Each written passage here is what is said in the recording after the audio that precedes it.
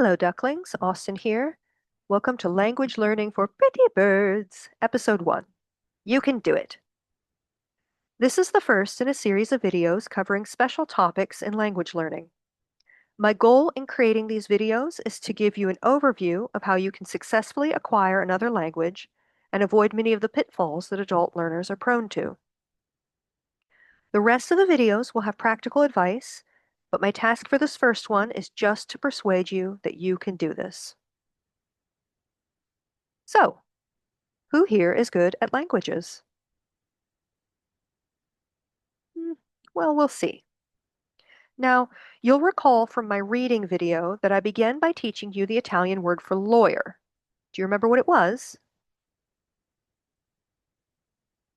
Bravissimi.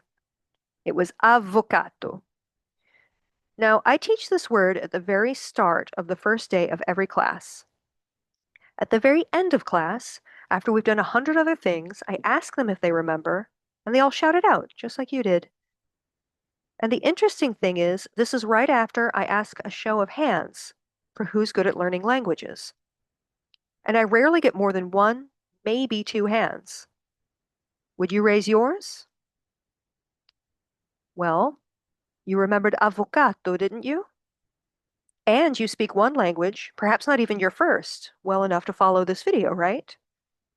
So you're clearly very good at this. But like my university ducklings, you don't think you are. Why is that?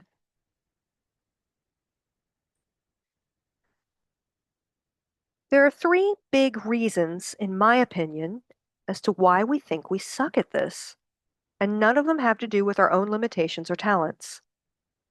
Rather, this belief stems from unrealistic expectations, from our prior experiences learning languages, and from something dweebs in my field call the affective barrier. Expectations. What are your goals in learning Mandarin? Beginning language learners often have goals that are vague or unrealistic. They want to be fluent in the language, and by that they mean perfect, beating themselves up for mistakes, wanting to be able to understand or say everything in every context. Not only that, they want to be fluent in 6 months or a year, goals that are often promoted by people who are trying to sell them something. But how long did it take you to learn your first language? 5 years, give or take? And it was your only job? And everyone you met was nice to you, hopefully, and helped you do it? And then you learned to read. And to this day, you're still learning new words and learning to express yourself better in your native tongue, right? And even so, you still trip over your words. You have brain farts. You mispronounce words you've only ever seen written down. You leave a typo in a message you send your crush and have to go wander the earth in rags. So why on earth would you have higher expectations in a second language than in a first? To counter this tendency, set realistic goals and make them functional. It's refreshing to realize that you don't have to do it all. If your motivation for learning Russian is to read Dostoevsky in the original, you can forget about working on your accent. Or maybe you do want to work on all four skills, speaking, listening, reading, and writing, but to communicate with others in a specific context. Great.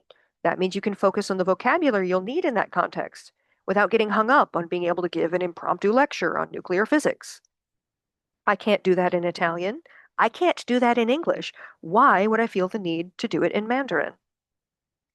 Almost nobody's skills are even across the board in any language. Think about what motivates you, what you want to do with this language, and set your course of study from there. You can always do more.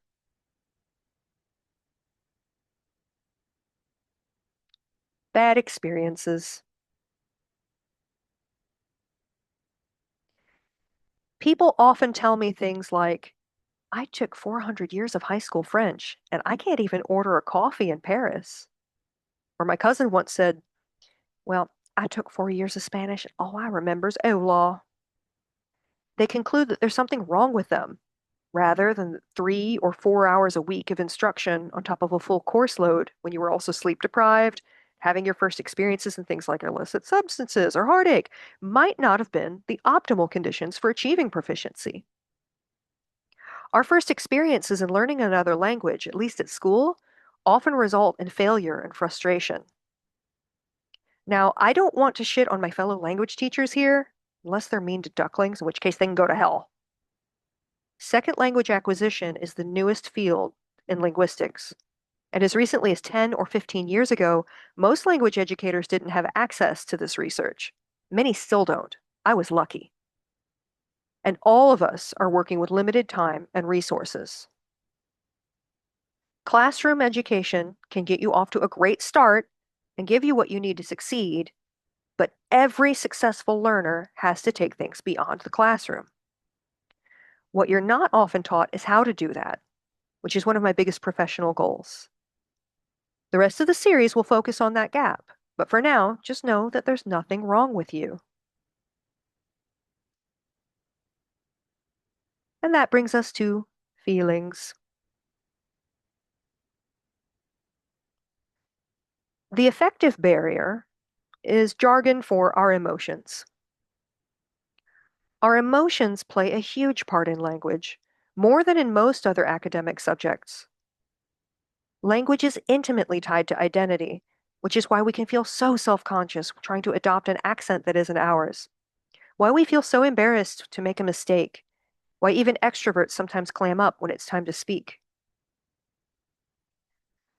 I don't have a good solution for this one. I've been doing this and encouraging ducklings for 10 years, and when I speak to an actual Italian person, there is a huge siren that goes off in my head that says, "This is not a drill! This is not a drill!" But we have to reckon with these feelings if we're to succeed. We can't let our fears of imperfection silence us. We must embrace feeling vulnerable.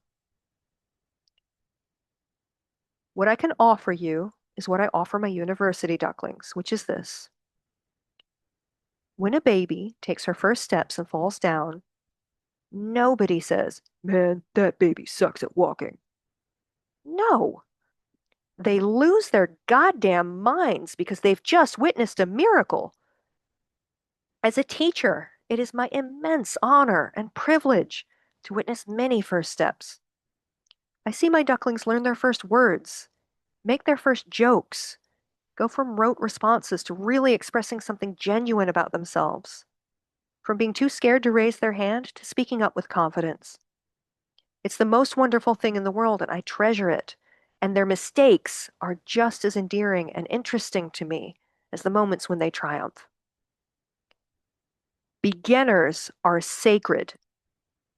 Beginners are the lifeblood of every community, and any community that has no one starting out is already dead. Now, China is making new beginners every day, but we're beginners in another important community that can always use new life, which is people who want to meet the rest of the world with goodwill and curiosity. We are a community of ambassadors, and I'm as proud to be taking my first uncertain steps by your side as I am of any I get to witness as an instructor. We can do it. Let's do it. Thanks as always to the lovely people who made these beautiful slide templates. As always, please reach out to me on Discord if you have questions or need any help, and I will see you in class.